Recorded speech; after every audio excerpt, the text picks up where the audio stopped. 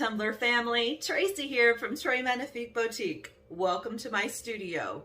So a couple days ago, I launched my very first YouTube tutorial showing y'all how to make this tooled leather tumbler. And although I really was super excited to show you guys the technique, and going back and listening to myself and watching the video, oh my heavens, so mundane and boring. I am so sorry, you guys. I apparently was so nervous about trying to avoid the brain fart moments. I literally typed out the speech and read it to explain the steps on how to do that. So I've decided I'm just gonna film and be me and real because hey, we all have flub ups. And I used to do live tutorials all the time in Facebook and I loved it. I love to teach, I love to interact, and I've really missed doing it. I had to stop doing it for about 7 to 8 months as I moved and didn't have a studio available, but hey, guess what? I have a studio now. I really want to get back to it, as well as I want to bring it to an even bigger audience, which is why I decided to launch my YouTube channel. So I posted this cowgirl riding under a star-spangled sky tumbler on Facebook, and it absolutely blew up, and I had a ton of people asking me how I did it. And so, well, here we are. I'm going to show y'all how I did this. It's super easy to make, super fun, especially for me because I'm a horse lady, obviously.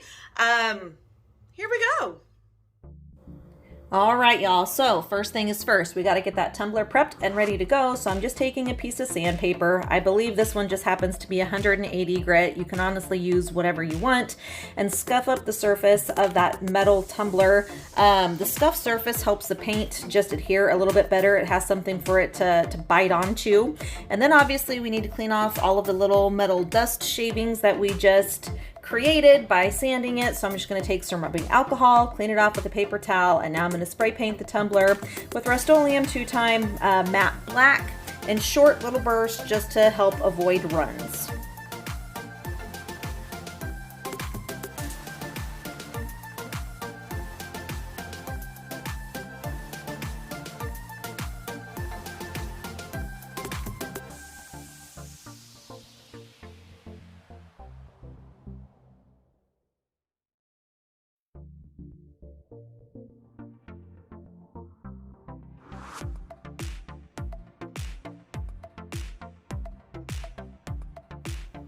Okay guys, so once the black spray paint has dried, it's time to move on to our stencil that we're using. So the image that I have here, I honestly just looked up silhouettes for a girl riding a horse that I liked, and then a tree line that I liked, and welded them together in my Silhouette Studio program. This tumbler that I'm using here is a 20-ounce skinny tumbler, and so the dimensions for this particular decal, I believe, is about 8 to 8.5 inches in length and 2 3/4 inches in height. You can adjust the height however you want. Some people want a little bit more of the horse and rider showing. Some people want more of the sky showing. So this is just what I went with. Also just notating, guys, if you're going to do anything with a stencil, removable vinyl or a stencil vinyl is going to be your best friend. Don't use a permanent vinyl. All right, so I'm going to start with the darkest part of the sky first. So this will obviously serve as the area where our stars go. So this part on the flag is called the canton or union. So a little bit of flag anatomy or design there if you did not know. So this color that I'm using is called Primary Blue. It is an Art Deco brand that I just picked up at Wally World. The brush I'm using is a 2-inch chip brush, so I'm just gonna dip it in the paint, dab off the excess, and use short choppy brush strokes to put it on there, back and forth, back and forth. Then I'm going to move on to the lighter part of the sky, almost like a sunset theme. So obviously the closer to the horizon, the lighter it's supposed to be. This obviously I also got at Wally World. It is an Apple Barrel brand. This color is called Cool Blue. Again, dipping it into the paint, dabbing off the excess, and short brush strokes back and forth, back and forth.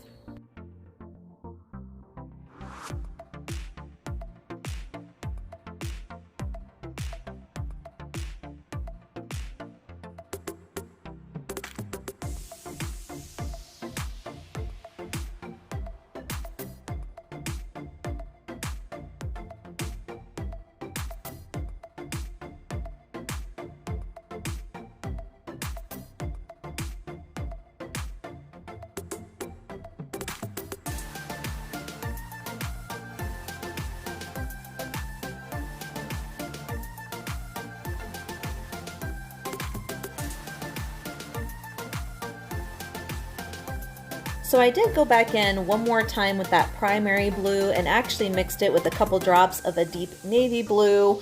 So I want that part of the sky as dark as possible, but obviously I still want the blue to be noticeable.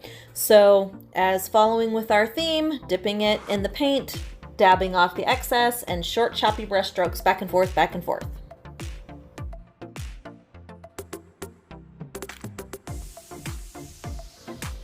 Up next is the red stripes. Again, all of these paints are from Walmart. This one just happens to be Apple Red. It is an Apple Barrel brand. So I actually moved from the 2-inch brush now down to the 1-inch brush. Again, just a little chip brush that I got from Walmart as well. So short choppy brush strokes again, because I still want to be able to see some of that black in the sky. I want this to have kind of a wispy, almost cloud-like look to it. And then noting my flag etiquette, being the patriotic person I am, leaving enough space so that the first stripe that is under the union or area where the stars are at is going to be white.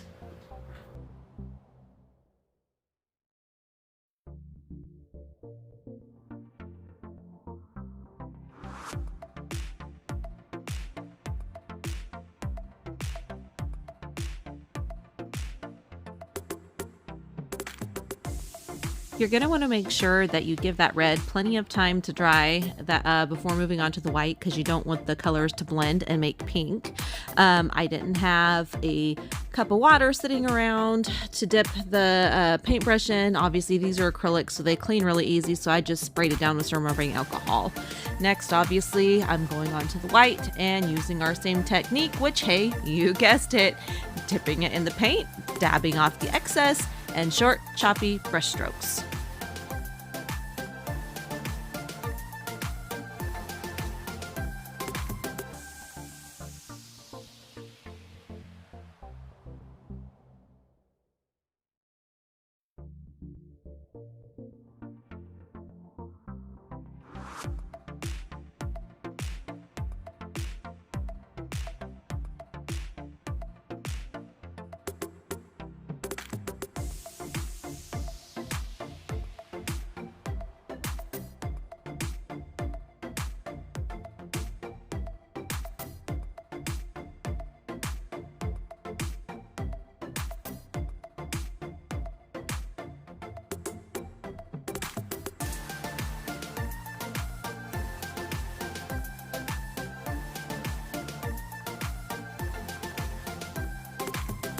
I found this neat little dotting tool at the Dollar Tree. I guess this is something you would utilize if you were making like a mandala pattern. So it's perfect for the little stars. So obviously I'm just going to dip it in the paint and then very quickly touch the tumbler and lift, trying to avoid smudging it. Obviously this is supposed to be where the stars are at on the flag, but I also want this to have a natural sky appearance like you would see with the stars at night. So it's patterned but not patterned at the same time, if that makes sense.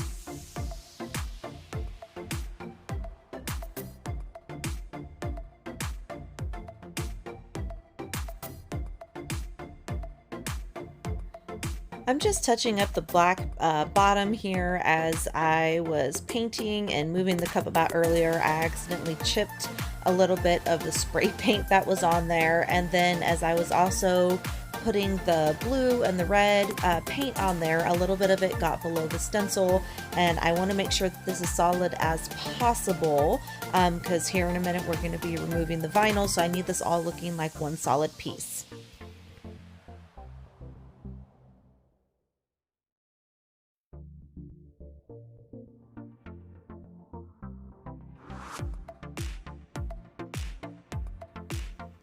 In removing the vinyl, I'm just using a dental pick, which is what I happen to have handy. You can use anything else. It's a very fine tipped tool, just anything that you can use to lift up the edge of the vinyl. Just be careful, obviously, so you're not scraping the black spray paint or scraping across the red, white, and blue paint that you just put on there. Slow and steady is the name of the game.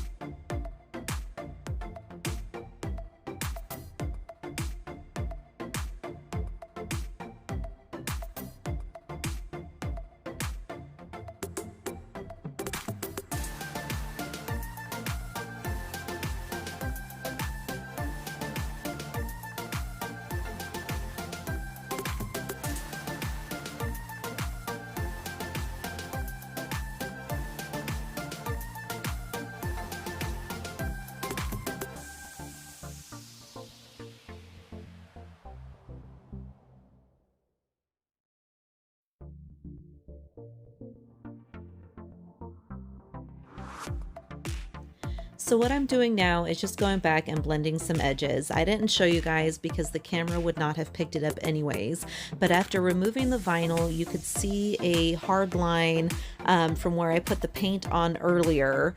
And so obviously the goal is to have this looking like one solid piece. So I'm just going back and blending my acrylic paint that I dabbed on earlier over the black spray paint just to make it look as solid as possible. And then here in a minute, you'll see me switch to my little dotting tool because a little bit of the red and blue paint had got underneath the vinyl where I apparently didn't have it pressed down all the way. So instead of trying to scrape that off and risk scraping the black spray paint as well, again, I'm just using the dotting tool to cover that up.